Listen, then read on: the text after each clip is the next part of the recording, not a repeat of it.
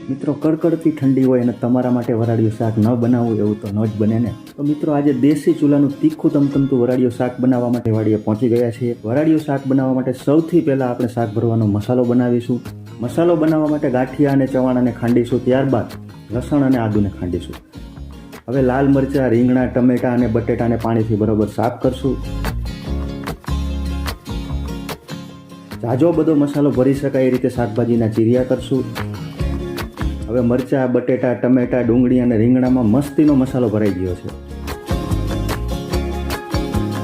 હવે આ ભરેલા શાકને દેશી ચૂલા ઉપર વરાળમાં બાફવા મૂકીશું. ઉપર આખું લસણ પણ નાખ્યું છે. મિત્રો, હવે આપણું શાક વરાળમાં બફાઈ ગયું છે. હવે શાકના વઘાર માટે તેલ મૂકીશું. રાઈ, જીરું, હિંગ, લીમડો, તમાલપત્ર, લસણ, ડુંગળી અને ટમેટા